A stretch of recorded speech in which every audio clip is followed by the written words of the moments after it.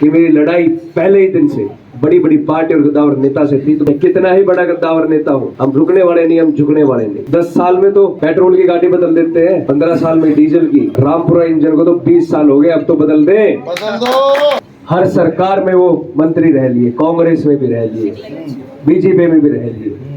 अब तो प्रधानमंत्री बनना ही कसर रह रही है, और वो बने नहीं। जो अपनी अहीर कौम का नहीं हो, वो आप लोगों का क्या होगा? 36 बिरादरी का क्या बदलाव करेगा जो अपने अहीरों के लिए आवाज नहीं उठा पाए? पिछले 20 साल से सत्ता में है, केंद्रीय मंत्री भी है। अपनी जनता की उन्होंने आज तक ये नहीं पूछा कि वो सही है नहीं है, काम वो करके देते नहीं। तो ये घमंडी तो हुआ। उनके इर्द गिर्द ठेकेदारों की भीड़ है जो उनको विश्वास दिलाता है, बाबूजी आप घर बैठो, हम अपने आप ले आएंगे। भोली जनता है। क्या ये माना जाए कि बार जब राजाशाही का मुकाबला सीधा ही आम आदमी से है, और जब आम आदमी की सटक जाती है ना, तो राजा रजवाड़े को उखाड़ के फेंक देते हैं। तो मैं एक बात बता देता हूँ, अब की बार युवाओं की सटक गई, अपना ध्यान रखें, अब की बार जड़ें अच्छे से उखाड़ने का काम करें।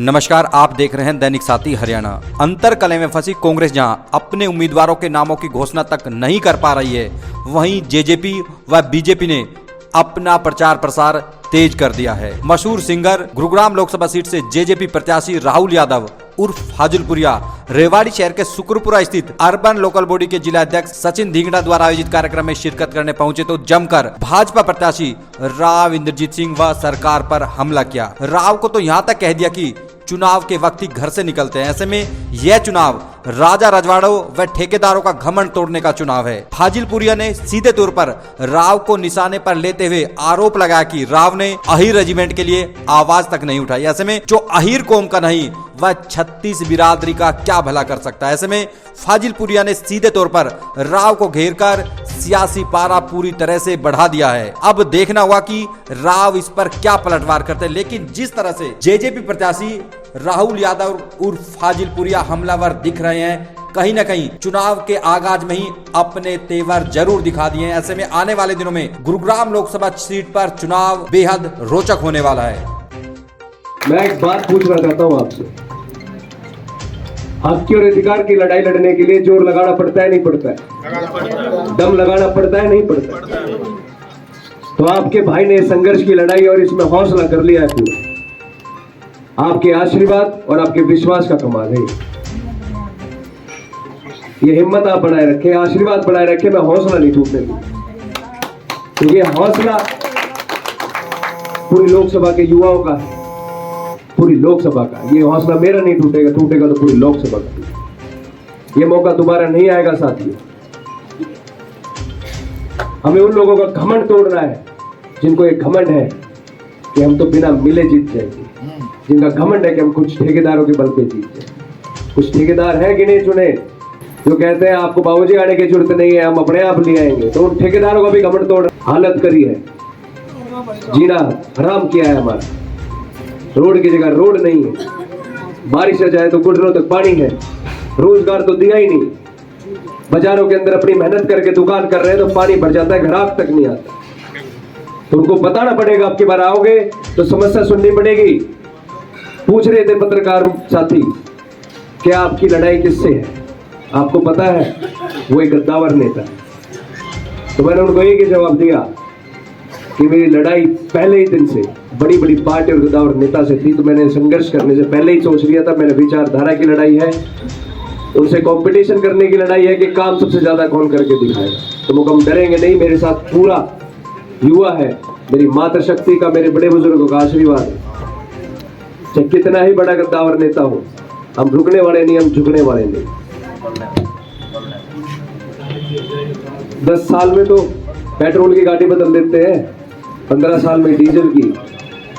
रामपुरा इंजन को तो 20 साल हो गए, अब तो बदल दे। बदलते नहीं बदलते? अरे एक बार जोश से बताओ, बदलते रहती है, बदलने रहती है। मैं वो 5 साल की राजनीति करने नहीं आया हूं जो 5 साल में एक बार दिखाई दी। मैं इन माताओं का, इन बुजुर्गों का बेटा हूं, आप लोगों का भाई है। पूरा जीवन आप लोगों के बीच में निकालना है। मैं दोबारा जब भी आऊं तो मेरे युवा साथी, जो छोटे छोटे बच्चे बैठे, इनकी आंखों के अंदर एक रौनक हो, इनके चेहरे पे एक चमक हो कि एक युवा साथी बड़ा था और हमने उसका साथ दिया था। ये भी कहे कि मैं छोटा सा था जब वहां गया था रैली, बिल्कुल। और उनको हमने आगे पहुंचाया। आज पूरी लोकसभा के अंदर उन्होंने काम करके दिखाया। वो चमक देखना चाहता हूं। मैं ये विश्वास दिलाता हूं कि बड़ी मजबूती के साथ आप लोगों की आवाज आगे लेके जाऊंगा। किसी से दबने वाले नहीं है। अब की बार हमने ठान लिया कि जड़े हिला देनी है, अब जड़े फाड़ के फेंक दे। 75 साल हो गए देश को आजादी। आज भी हमारे पास मूलभूत सुविधाएं नहीं है कि नहीं है? नहीं है। ये आप लोगों की दिल की बातें हैं जो हम बोल रहे हैं। कुछ लोग बोलने में कतराते हैं। कुछ लोगों ने तो अब हिम्मत हार ली है कि भाई खुद करना खुद कमाना। लेकिन साथियों, वोट देते समय हमारे अंदर वो हिम्मत होनी चाहिए कि खटका सही जगह दबाए, जहां हमारे विचारों के ऊपर काम करें, जहां हमारी समस्याएं सुने। हम क्यों वोट देते हुए आंख बंद कर लेते हैं? हम क्यों वोट देते हुए सोचते नहीं हमारे आने वाली पीढ़ी के बारे में, उनके भविष्य के बारे में? क्या हमारे पास सरकारी अस्पताल है? जवाब दो। क्या हमारे पास अच्छे सरकारी अस्पताल है? सुविधाएं नहीं है। अरे अस्पताल है तो डॉक्टर नहीं है, डॉक्टर है तो दवाइयां नहीं है, दवाइयां है तो दवाइयां नकली है। सरकार से बड़ा हो गया क्या प्राइवेट सेक्टर? जो मेड सिटी और आर्टेमिस उनसे बड़े बन गए। सरकार से बड़ा पैसा ले रहे, सरकार से बड़ी जमीन है क्या उनके पास? नहीं है। फिर हमें वहां जाना क्यों पड़ता है? क्या मेड सिटी जैसा गवर्नमेंट नहीं बना सकती? उनके पास क्या सोर्स नहीं है? अब की बार आए आपके बीच में तो मेरी विनती है, एक बार पूछना कि आपको 5 साल में याद आई है। अब आप भाषण ना दें, आप हमारे भाषण सुने। हमारी समस्या सुनने आए हैं ना, तो हमारी समस्या सुनिए। मेरे युवा साथियों, यही मौका होता है। ये 1 महीना मिलता है हमें अपनी समस्या सुनाने का, और इसमें हम हाथ जोड़ के बैठ जाते हैं, माला पहना के उनका स्वागत करते हैं। इस समय तो हमें एक पर्चा लेके रखना चाहिए। ये समस्याएं हैं, इनका आपने क्या समाधान किया पिछले 20 साल? आते ही नहीं हो। फिर भी आप लोग आंख बंद करके वोट डालते हैं। जब से बड़े हुए अब तक आज तक तो वोट डाले नहीं। यही देखो, मतदान, कोई खून दान करता है, कोई अंग दान करता है, मतदान सबसे बड़ा दान होता है। वो हमारे आने वाली पीढ़ी का भविष्य तय करता है। मतदान एक ऐसा दान है कि हमारे आने वाली पीढ़ी, हमारी आने वाली समस्याओं का समाधान होता है। तो मतदान तो बहुत सोच के किया करें। हर सरकार में वो मंत्री रह लिए, कांग्रेस में भी रह लिए, बीजेपी में भी रह लिए। अब तो प्रधानमंत्री बनना ही कसर रह रही है, और वो बने नहीं। ये बीमारी समस्या न निपटाएगी तो इसके ऊपर तो कोई पद दुआया जाएगा। मुख्यमंत्री भी ना बनते हुए, जब भी कोई मुख्यमंत्री बढ़ता है उससे अपनी लड़ाई लड़ लेनी है, अपने ईगो एटीट्यूड में पूरी लोकसभा का नाश करके गिर देना है। बस ये सच्चाई है कि नहीं? मेरे बड़े बुजुर्गों, आप लोगों ने तो आशीर्वाद दे दे के उनको आज राजा बढ़ाया है। मैं आप लोगों से पूछना चाहूंगा कि आपके बच्चों का फ्यूचर उनके हाथ में था कि नहीं था? अच्छी यूनिवर्सिटी होती तो क्या उन्हें दिल्ली जाना पड़ता? 10 साल पहले डिफेंस यूनिवर्सिटी का अनाउंसमेंट हुआ था, क्या आज तक वहां एक ईंट लगी? नहीं लगी। एम्स हॉस्पिटल का अनाउंसमेंट हुआ, जैसे इलेक्शन पास आए तो उसकी दोबारा जिक्र चालू कर दिया। मैं विश्वास दिला रहा हूं कि उनसे काम होने वाला नहीं है। आप कई भाई करा के दें।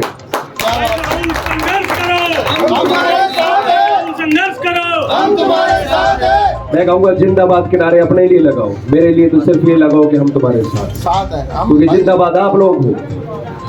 राहुल भाई, यहाँ पे सारे राहुल फाजिलपुरिया बढ़ के काम करो। मैं विश्वास दिला रहा हूँ कि कभी भी मेरे से मिलने आओगे तो मेरे पास पीए वाली जगह नहीं होगी। मैं आप लोगों का पीए बढ़ के काम करूंगा, कोई पीए से मिलने का काम नहीं होगा।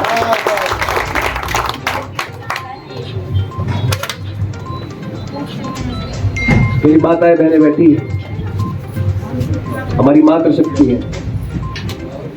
हमारी छोटी छोटी बच्ची है, जब स्कूल जाती है, कभी बाजार चली जाती है, शाम को ट्यूशन से लेट हो जाती है, तुम्हारे हाथ पैर फूल जाते हैं कि कहीं सही सलामत घर पहुंचेंगे नहीं पहुंचेंगे, कहीं अनहोनी ना हो जाए। महिला सुरक्षा के नाम पे 0 रिजल्ट है कि नहीं है? आप लोग बताएं, टेंशन होती है नहीं होती है? क्या इनके ऊपर काम नहीं करा जा सकता? पिछले 20 साल हो गए, आज तक सोचा नहीं गया। काम होता है कि अपने एरिया के अंदर बड़ी बड़ी योजनाएं लेके आए, मेट्रो लेके आए, रेलवे के और पटरियां बनवाए, हॉस्पिटल बनवाए, यूनिवर्सिटी बनवाए, बड़े बड़े स्कूल बनवाए। पर जो 20-20 साल पहले अनाउंसमेंट हुई थी उनसे वो ही पूरी नहीं हो रही। फिर हम उनको वोट क्यों दे रहे हैं? मैं आप लोगों से पूछना चाहता हूँ।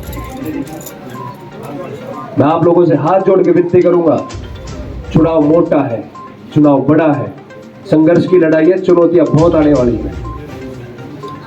एक आपके बीच के आप जैसे परिवार से हूं, मैं कोई राजा परिवार से नहीं, बचपन से संघर्ष करता आया हूं। चाहे मेरी इंडस्ट्री रही हो, गायकी में भी मैं संघर्ष करके आगे बढ़ा था और अब भी संघर्ष कर रहा हूं। आप लोगों के आशीर्वाद का कमाल है। मेरा हौसला मत टूटने देना, मेरी आवाज बुलंद करना। मैं वोट मांगने नहीं आया हूं और ना लड़ाई हार जीत की है, विषय ही नहीं है हार जीत का। तो विषय है तो सिर्फ बदलाव का, मेरे युवा साथियों की सोच का, इनके फ्यूचर का, परिवर्तन का। तो मैं आप लोगों से एक बात कहना चाहूंगा कि 1200 से अधिक गांव है, हमें हर जगह मजबूती से काम करना है। हम सबको राहुल फाजिलपुरिया बन के काम करना पड़ेगा। मैं हर जगह नहीं पहुंच पाऊंगा, लेकिन मेरी हर बात को आपने पहुंचाना है। हर गांव, गली, मोहल्ले में, बाजार में, हॉस्पिटल में, स्कूल में, जहां भी आप जाए, बातें करें। किसने क्या किया है उनको बताएं, मैंने क्या करा है मेरे बारे में बताएं।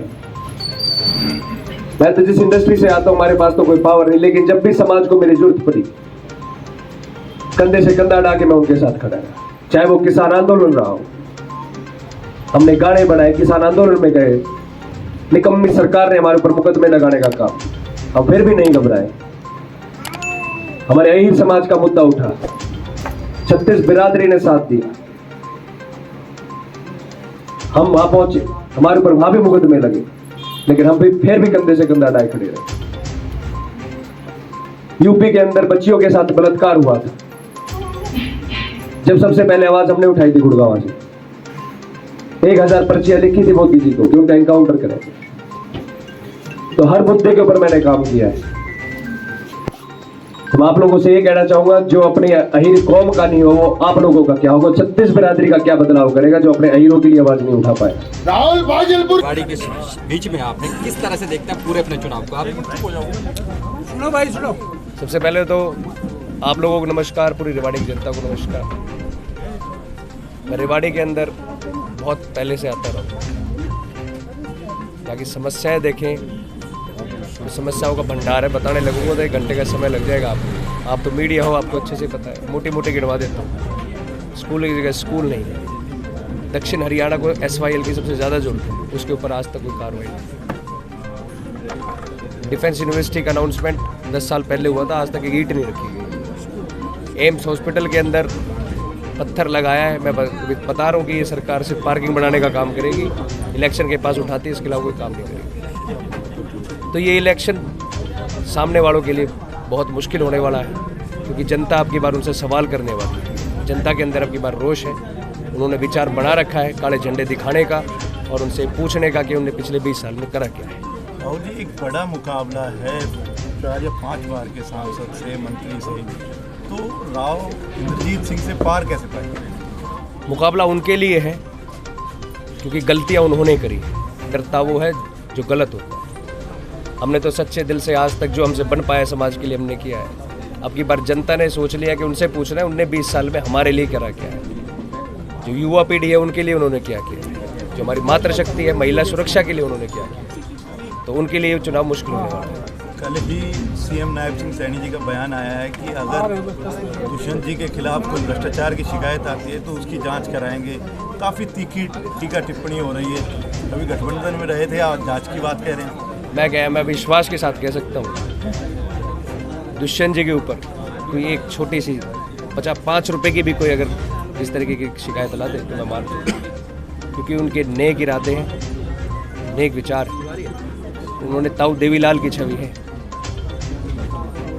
तो उनके ऊपर कोई उंगली नहीं उठा सकती। फाजिलपुरी जी, 8993 को 8 लाख पे कन्वर्ट कैसे करेंगे, वो फॉर्मूला बताइए, आप लोग जानना चाहते हैं। सर, मेरा विषय है ही नहीं है।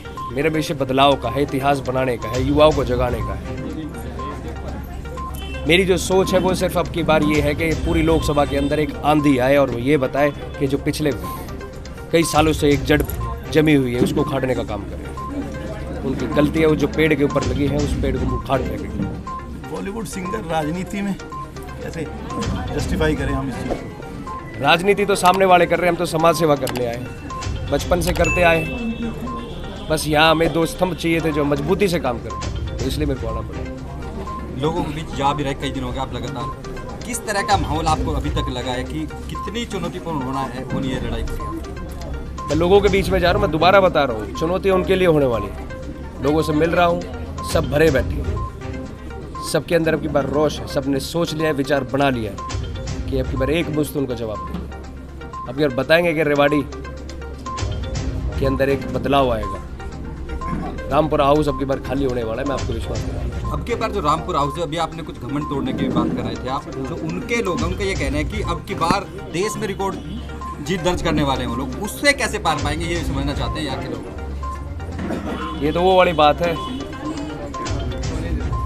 उनका एक चल रहा है कि 400 पार, ऐसा जैसे कांग्रेस वालों को कहता है कि बार गरीबी हटाएंगे, तो दोनों की एक ही बात है, ना उनने गरीबी हटानी ना उनसे 400 पार हुआ। कांग्रेस की और बता दो, चलते चलते टिकट हरियाणा में घोषित भी नहीं हो रही। हरियाणा में भी इन्होंने पिछली बार दिया था, याद है 75 पार, कितने पार हुए थे? सरकार ना बना पाए। सरकार भी हमारे भाई ने जाके बनाई थी, मुख्यमंत्री बनाने वाले भाई दुष्यंत सिंह चौटाला है। कांग्रेस की टिकट घोषित नहीं हो पा रही है। होगी है, राज बब्बर जी को आ गया, राज बब्बर जी को मिली, उनका स्वागत है।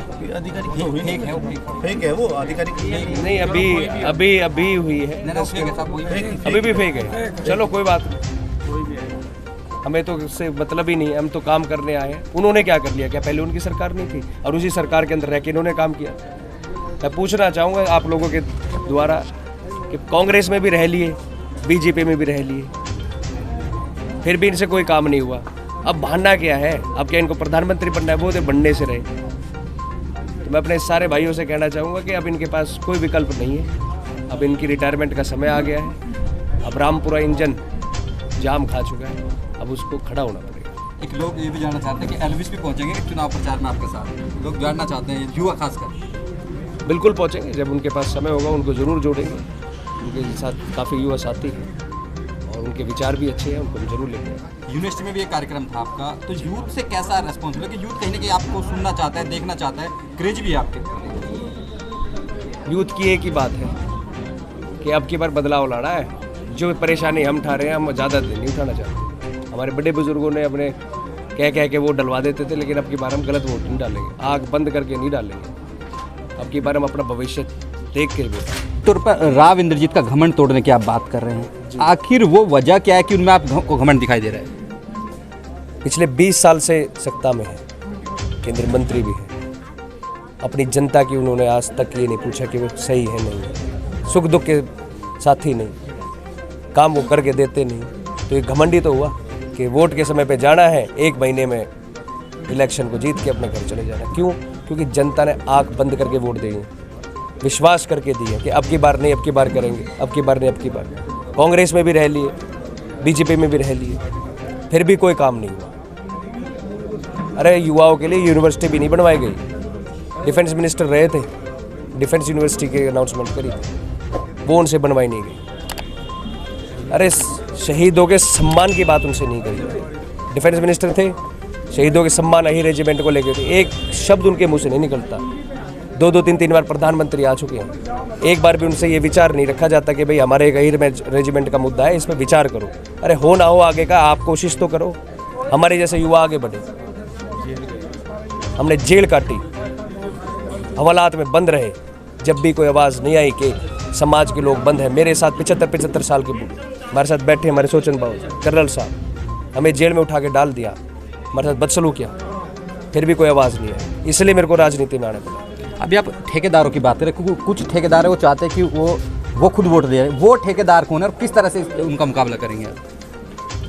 उनके इर्द गिर्द ठेकेदारों की भीड़ है जो उनको विश्वास दिलाता है, बाबूजी आप घर बैठो, हम अपने आप ले आएंगे। भोली जनता है, जब उस जनता को समस्या हो, अपनी पर्ची लेके जानी हो, तो वो ठेकेदारों के पास जाना पड़ता है। फिर ठेकेदार आगे टाइम लेंगे जब उनकी समस्या होगी।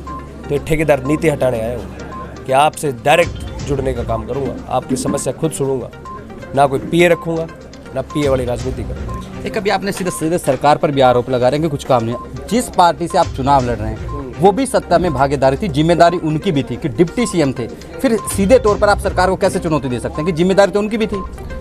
जो जिम्मेदारी डिप्टी सीएम साहब ने ली थी सारी जिम्मेदारी पूरी करी है, चाहे वो रोड की समस्या हो, चाहे 75% रोजगार की बात हो, चाहे वो हमारे बड़े बुजुर्गों की पेंशन की बात हो, चाहे महिला आरक्षण की बात हो। जो उन्होंने वादे करे अपने 10 विधायकों के साथ इतनी बड़ी सरकार से लड़ते हुए 4.5 साल तक रह के काम किया, इतने टेंडर उन्होंने पास करे, तो उनसे ज़्यादा काम मेरे ख्याल से हरियाणा के अंदर किसी ने करा नहीं। क्या इनके पार्टी के अंदर मिनिस्टर काम नहीं कर रहे हैं गलत? क्या जो अब इनकी पार्टी इतनी मजबूत है तो फिर क्यों ये कांग्रेस के नेता को पटका पहरा रहे हैं? क्यों ये फिर दूसरी पार्टी को पटका पहरा रहे हैं? अरे अपने नेताओं के दम पे लौटो ना तुम।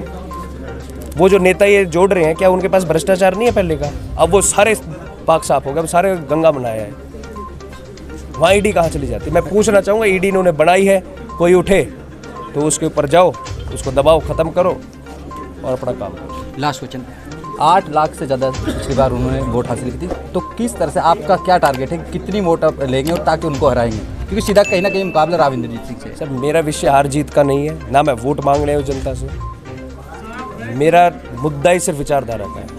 अब की बार बदलाव लाना है, इतिहास बनाना है, ये जड़ें उखाड़नी है। अब की बार उनको ये बताना है कि इस लोकसभा के अंदर जो भी मंत्री बनेगा, जो भी नेता बनेगा, उसको जनता के बीच में रह के काम करना पड़ेगा, घर बैठ के विदेश में घूम के काम नहीं चलेगा। क्या ये माना जाए कि बार जब राजाशाही का मुकाबला सीधा ही आम आदमी से है और जब आम आदमी की सटक जाती है ना तो राजा रजवाड़े को उखाड़ के फेंक देते हैं। तो मैं एक बात बता देता हूँ, अब की बार युवाओं की सटक गई, अपना ध्यान रखिए, अब की बार जड़ें अच्छे से उखाड़ने का काम करेंगे।